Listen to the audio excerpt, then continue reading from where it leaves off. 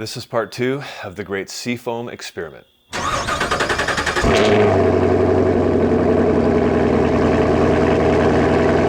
So in my last video, which I'll link below, I took a can of this stuff and I added it straight to my throttle body. Just poured it right in.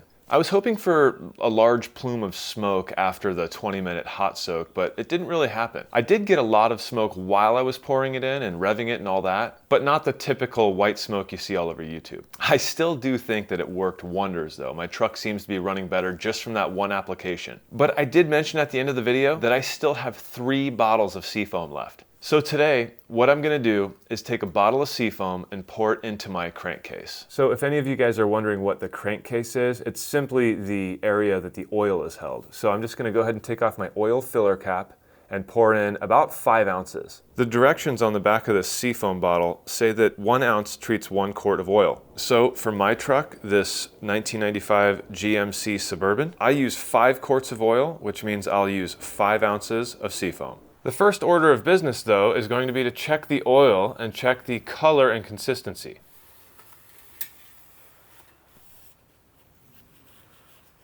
So this is before Seafoam, and what the expectation is that after Seafoam, the oil should be much darker because it dissolves all of the deposits within the crankcase and all the oil valleys. Now, this oil may seem a little dark, and that's because it's going on approximately 5,000 miles and it needs to be changed anyway. Now, this can of Seafoam is about 16 ounces. So I think what I'm gonna do is just pour about half of it in. That would make about 8 ounces, which is 3 over what the recommendation is, but I'm okay with that. Then I'm gonna have to drive about 100 to 200 miles and then change the oil.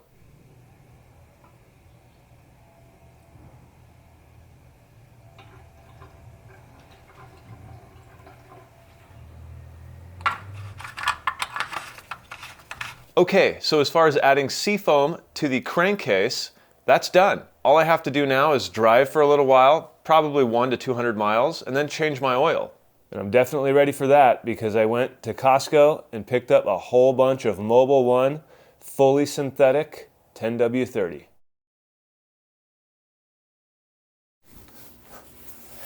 So I haven't been able to drive my truck the full 100 to 200 miles that I wanted to. Unfortunately for that, but fortunately, I'm actually driving out to Los Angeles. I want a fresh oil change before I go. So I'm gonna be changing the oil on my truck. I have the Mobil 1 10W30 fully synthetic oil. I'll put a link down in the description below for the exact oil I'm using. I also have my AC Delco, what is that, a PF52 I believe it is, oil filter, and I'll be showing you the process that I use to change my oil.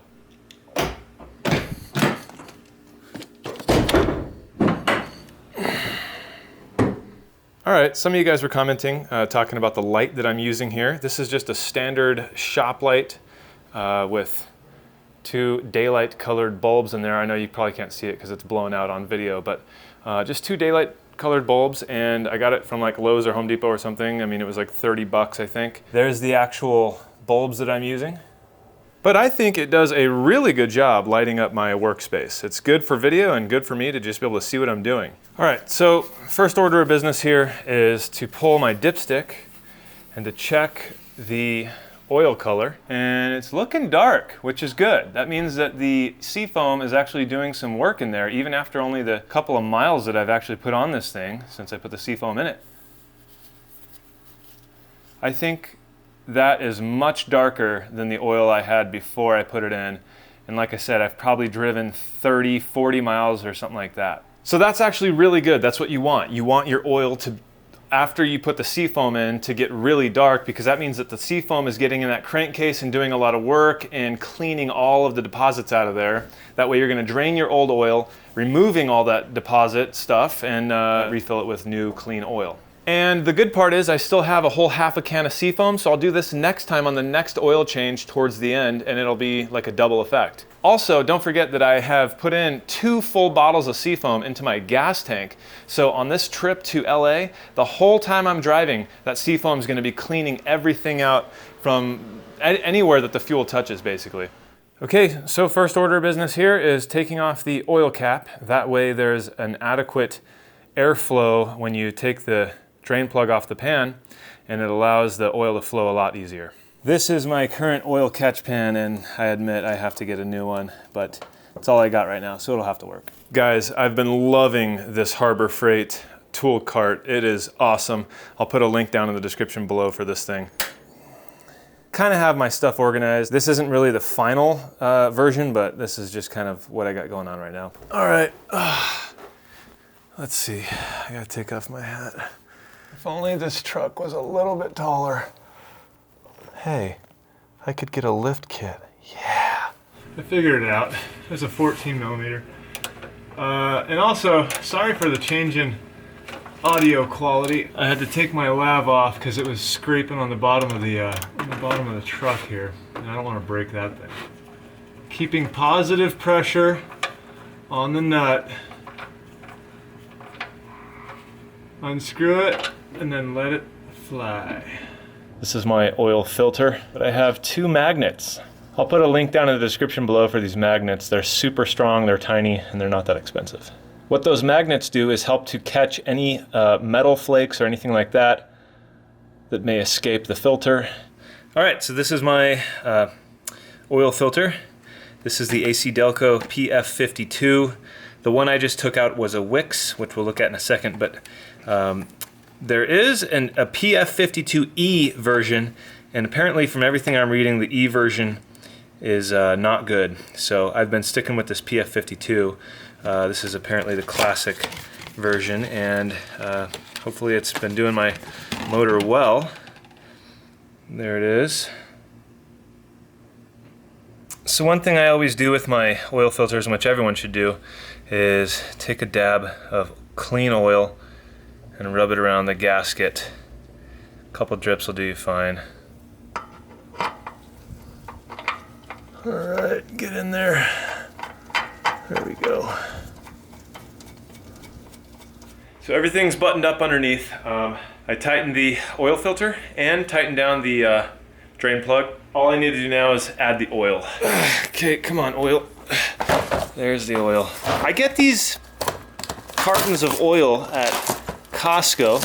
This thing was, I think, 27 bucks, I believe, for 6 quarts of Mobil 1 fully synthetic. I feel like that's a pretty good deal. I think it comes out to $4.50 a quart. All right, so this truck takes 5 quarts. Here we go.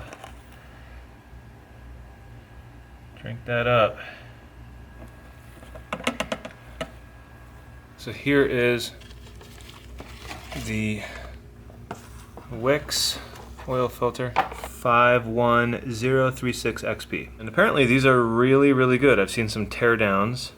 Seems that they're great. If any of you guys have any experience with Wicks or with the AC Delco, let me know. Which way would you rather go?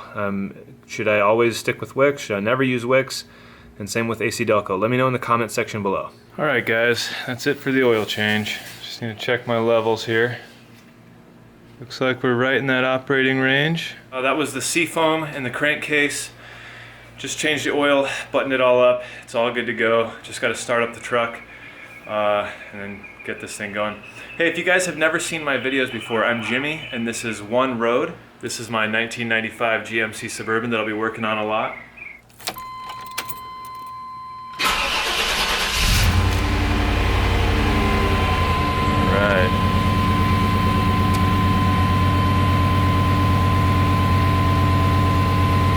Go. My oil pressure gauge is a little bit wonky, so sometimes you'll see it kind of flickering, but looks like we're good.